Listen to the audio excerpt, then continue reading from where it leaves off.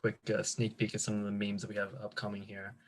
Um, anyway, real quick, just any like major highlights from your room. We don't really have time to get through everybody. So if you would just like to volunteer to share something that you said, we'd love to hear back. I am going to immediately call on Kirthana because she made a really interesting point about transitioning back to in-person classes for freshmen. And I was wondering if you'd like to share that with the group.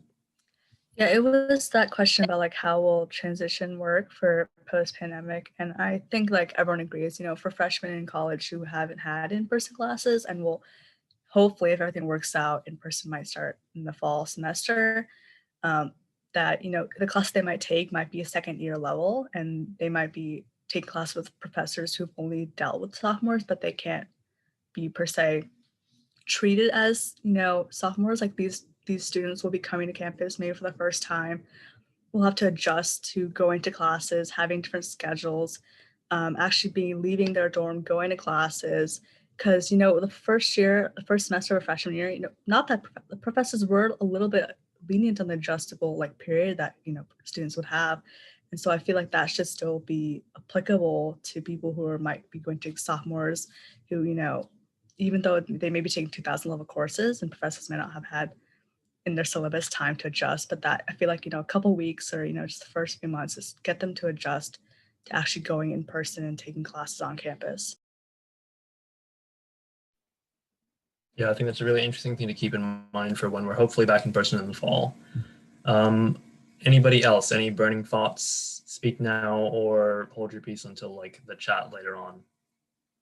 Adam, go ahead. Yeah, so in our second breakout room, we talked about like being mindful. So like, I mean, personally for me, like there are times where like 2, 3 hours, watching Netflix, but then I'll be worried about stuff I have to do later. Like, oh, I should be doing homework. I should be studying. But it's good to also appreciate that time where you're like watching Netflix, watching a movie, to kind of be present and live in the moment. And I think it's hard because, there are times where like I definitely do that, but it's often like a cycle, like where I have like where I'm on top of things, where I'm being mindful in the things that I do. But oftentimes, there are weeks where I'm just, like super stressed, waiting to the last minute. And I think like it's good to appreciate the cycle, but also like um, think of like good coping mechanisms, good techniques. I know Sabarish said that when he's really stressed, it's also really good to do deep breathing. Just like take a quick pause, inhale and exhale to kind of reset. Um, but yeah, I think like the importance of being mindful um, when you're relaxing, but also like when you're doing work is really important. I think that's a really great segue into our final few slides.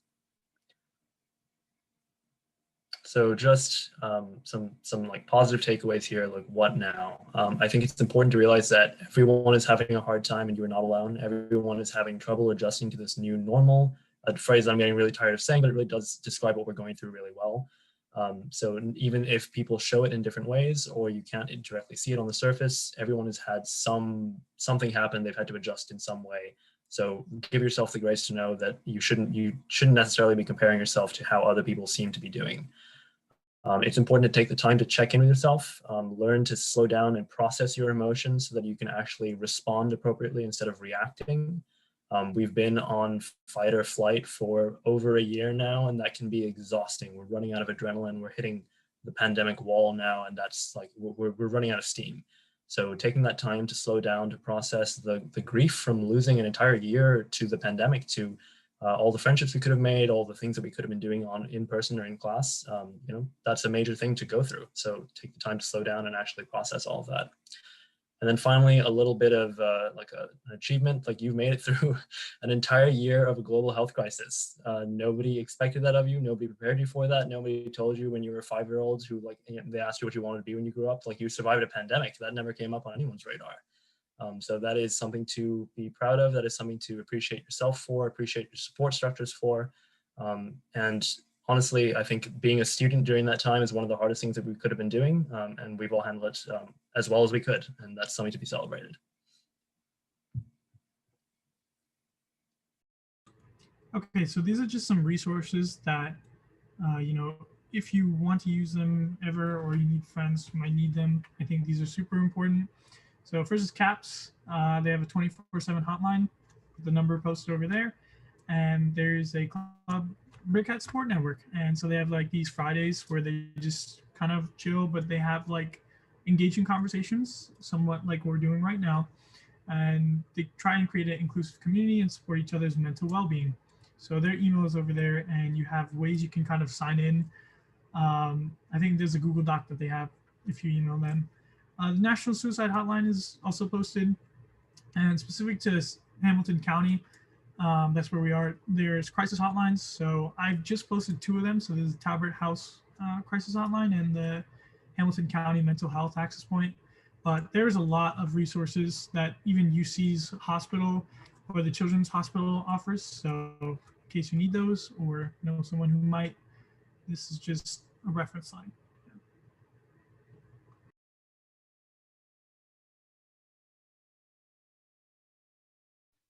All right. So a big thank you to Internal for putting on that presentation together, and for all of you just showing up and engaged and being engaged in it.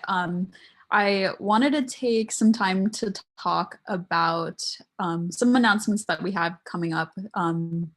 And the GLOMED headquarters member forum is something that most of you have probably at some point over the past semester or the semester got an email about, but I do want to just remind you of why that's important for you to fill it out and consider donating a member fee for it. And I did want to just drop that in the chat. So it might take a little bit of time to get through, but GLOMED headquarters, the form itself isn't too bad, but this year they actually implemented a little GLOMED 101 that kind of explores more of our GLOMED core values, and it gives you an opportunity for self-reflection. And it's a really, really cool activity that you should check out and fill out. But yeah, I did want to talk a little bit more about that like fee that you'll see in the member form. And obviously to be a GLOMED at the University of Cincinnati member, you don't need to fill out this form. But if you want to be a part of the larger GLOMED network and be part of the alum network, then you should fill it out, because it's just a cool way to access so many more resources. And that fee that you would pay doesn't